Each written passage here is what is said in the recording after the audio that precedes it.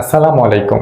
কি হচ্ছে এটা বাংলাদেশ ক্রিকেট বোর্ডে? বিসিবি সভাপতি আমিনুল ইসলাম নির্বাচিত হওয়ার পর থেকে নানা অনিয়ম অভিযোগের কথা বলা শুরু হয় এবং সেটা শেষ পর্যন্ত এসে এভাবে করে ভেঙে দেয়া হবে এবং এভাবে করে বিসিবি তছনছ করে দিয়ে নতুন করে অ্যাডহক কমিটি সভাপতি করা হবে তামিম ইকবালকে। এটা আসলে কেউ ভাবতেও পারেনি। যেখানে বিসিবি সভাপতি পরিচালক সবাই নিজ নিজ পদে থাকা অবস্থায় এমন একটা সিদ্ধান্ত আসবে সেটা আসলে কেউ কল্পনা করতে পারেনি। কি যারা ক্রিকেট প্রেমী ভক্ত, যারা প্লেয়ার খেলোয়াড়, কেউ এতটা আর্লি এবং এতটা কঠোরভাবে যে সিদ্ধান্তগুলো আসবে সেটা কেউই ভাবতে পারে।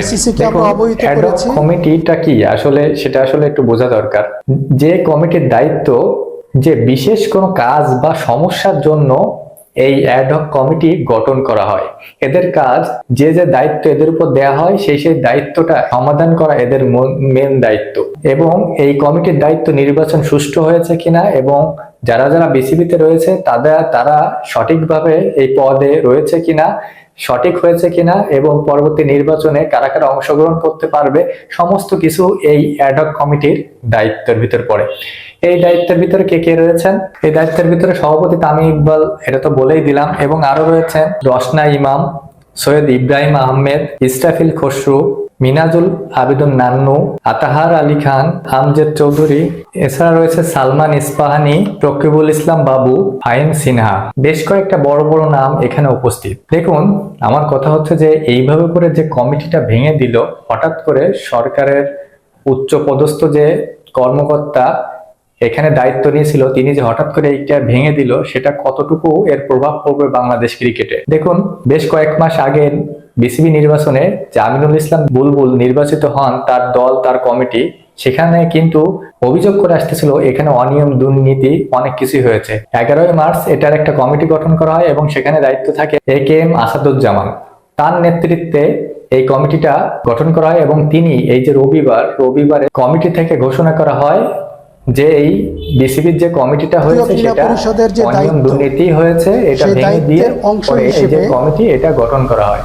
বাংলাদেশ ক্রিকেটে কিন্তু অনেকদিন থেকে এই যে অনিয়ম দুর্নীতি চড়াই উতরাই পার করে আসতেছে। আমিনুল ইসলাম বুলবুলের নেতৃত্বে যে নির্বাচন প্যানেল বা যে বিসিবি এটা গঠিত হয়েছিল সেটা কিন্তু অনেকটাই সবার স্বস্তি জাগিয়েছিল, আমার কাছে যেটা মনে হয়। এবং আইসিসির কাছেও নেগেটিভ কোনো বার্তা গেছে বলে আমার কাছে মনে হয় না। যতই আমরা টি-20 বিশ্বকাপ খেলিনি, পরবর্তীতে কিন্তু সবকিছু ঠিক হয়ে গিয়েছে। আমাদের কাছ থেকে কোনো টাকা কাটেনি আইসিসি এবং কোনো ম্যাচ এখনো খুব পর্যন্ত বাতিল হয়নি। তার মানে আমি বলতেছি যে সবকিছু ঠিকই রয়েছে। কিন্তু এখন যে কাজটা করা হলো, তামিম ইকবালের নেতৃত্বে যে টিমটা গঠন করা হলো, এইটা আইসিসি কিভাবে নেবে?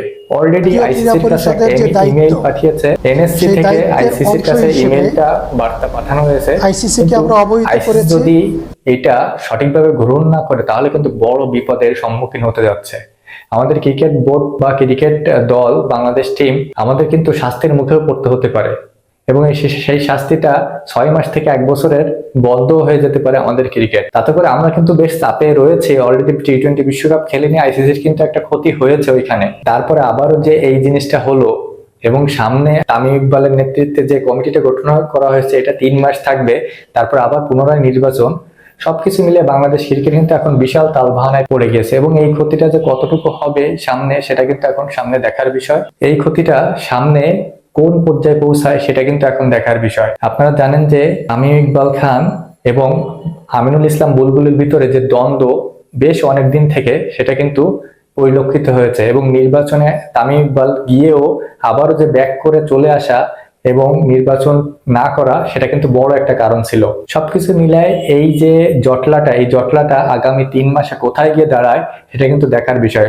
অনেকেই বলতেছে যে আমিনুল ইসলাম বুলবুল তিনি এই বিষয়টা আইসিসির কাছে তুলে ধরবেন এবং আইসিসি তার কথায় যে একটা দাম আছে আইসিসির কাছে, সেটা কিন্তু এর আগে পরেও দেখা গিয়ে। তো এই যে তামিম ইকবাল বনাম আমিনুল ইসলাম বুলবুল, এই দ্বন্দ্বটা বাংলাদেশ ক্রিকেটকে কতটা ধ্বংসের দ্বার প্রান্তে নিয়ে যায় এটা কিন্তু এখন দেখার বিষয়। এই যে আলোচনা সমালোচনা সেটা কোথায় গিয়ে পৌঁছবে এবং এইভাবে কমিটি ভেঙে দেয়া বা নতুন কমিটি গঠন করা কতটুকু যুক্তিযুক্ত হয়েছে এটা অবশ্যই কমেন্টে জানাবেন। ভালো লাগলে পাশে থাকবেন। ধন্যবাদ।